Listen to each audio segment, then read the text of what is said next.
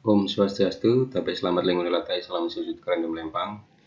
Saudara sekalian, kita bertemu kembali dalam mata kuliah Matematika SD kelas tinggi, di mana materi kita memasuki pokok bahasan KPK dan FPB, di mana kompetensi yang harus Anda capai pada perkuliahan pokok bahasan ini adalah yang pertama, memahami dan mengajarkan faktor dan kelipatan bilangan. Kemudian yang kedua, membedakan dan mengklasifikasikan bilangan yang termasuk genap dan ganjil. Kemudian berikutnya, memahami dan menerapkan beberapa ciri-ciri uji keterbagian bilangan. Memahami dan mengajarkan faktor dan kelipatan bilangan, ini yang penting menjadi salah satu kuncinya. Anda diminta nanti bukan hanya bisa mampu memahami, tapi juga mampu mengajarkan, mengingat Anda semua adalah calon guru di sekolah dasar atau jenjang pendidikan yang lainnya nantinya, sehingga Anda diharapkan tidak hanya memahami tapi juga mampu mengajarkan tentang faktor dan kelipatan bilangan ini. Adapun kompetensi lainnya adalah mengidentifikasi bilangan prima dan komposit serta hubungannya.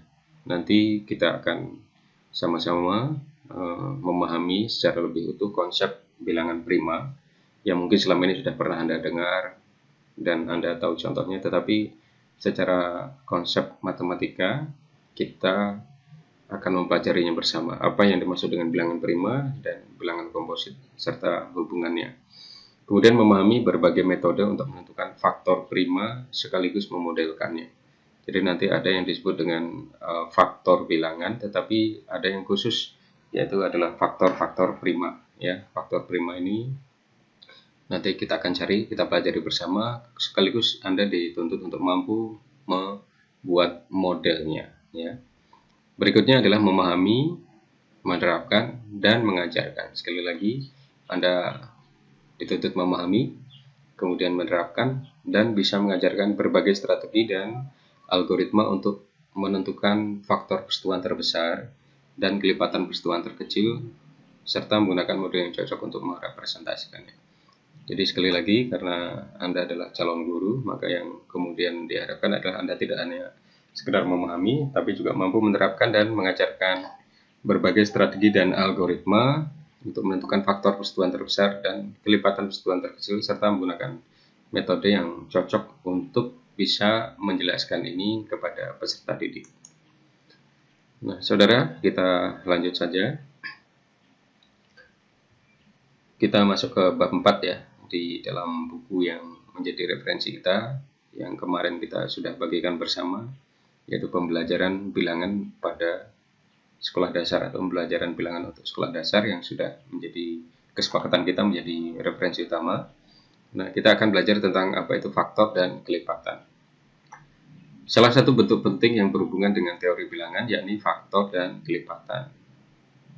Ya. Faktor merupakan bilangan yang jika dikalikan dengan bilangan yang lain menghasilkan hasil kalinya atau kelipatannya. Jadi faktor merupakan sebuah bilangan yang jika dikalikan dengan bilangan yang lain menghasilkan hasil kalinya atau kelipatannya. Ya. Jadi yang disebut faktor merupakan sebuah bilangan yang jika dikalikan dengan bilangan yang lain menghasilkan hasil kalinya atau kelipatannya. Nah, contohnya di sini ada 2 dan 3, itu merupakan faktor dari 6. Jadi dicontohkan di sini ada 2 dan 3, bilangan 2 dan bilangan 3 itu disebut sebagai faktor dari 6, sedangkan 6 adalah kelipatan dari 2 dan 3. Jadi ini yang dimaksud dengan faktor dan kelipatan di sini. Jadi kalau ada angka 6, ya kita tahu 6 itu bisa dibagi dengan angka 1, kemudian dibagi 1 dapat 6, dibagi 2 dapat 3, dibagi 6 dibagi 3 hasilnya 2, kemudian 6 sendiri bisa dibagi tentu saja dengan 6. Jadi kalau kita tulis faktor dari 6 itu adalah 1, 2, 3, dan 6. Nah, di sini dicontohkan 2 dan 3 itu adalah faktor dari 6, Kenapa? Ya karena 6 itu ya adalah hasil kelipatan dari 2 dan 3. Jadi kalau faktor itu jika dikalikan dengan bilangan lain menghasilkan hasil kalinya, kelipatannya.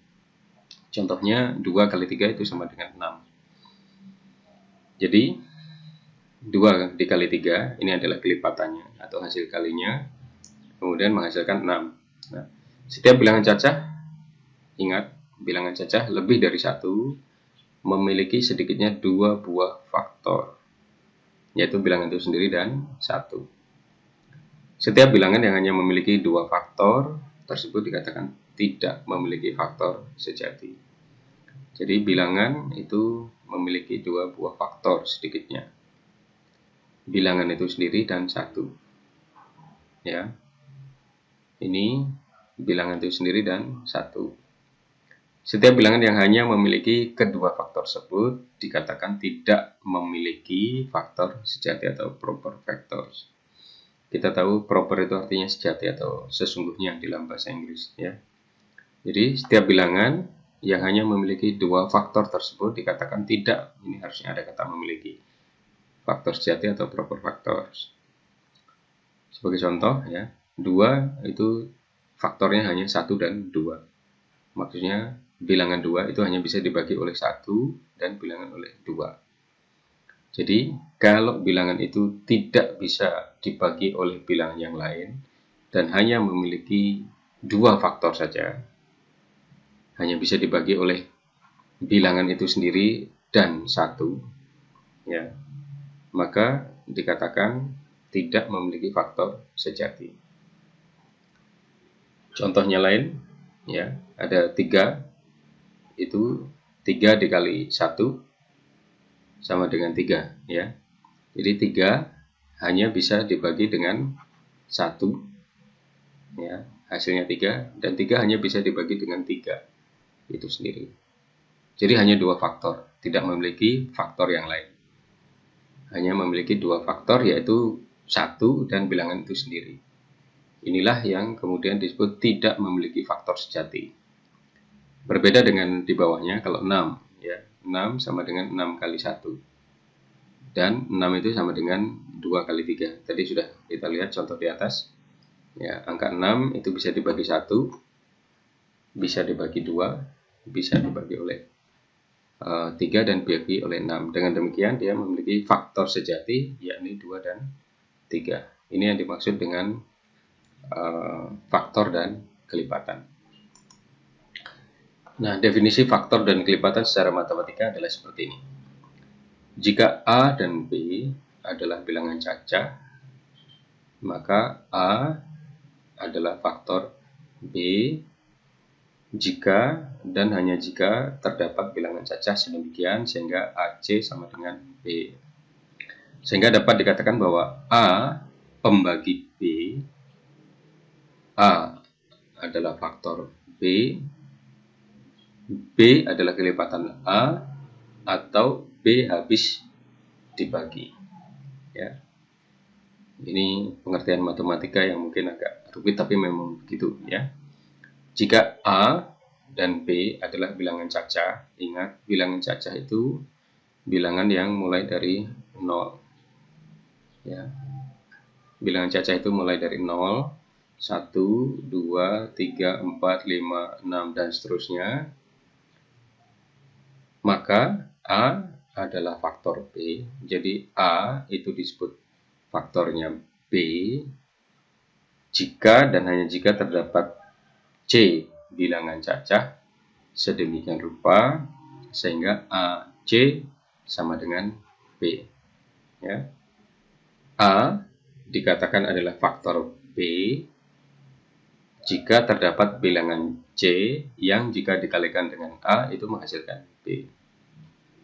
Ya.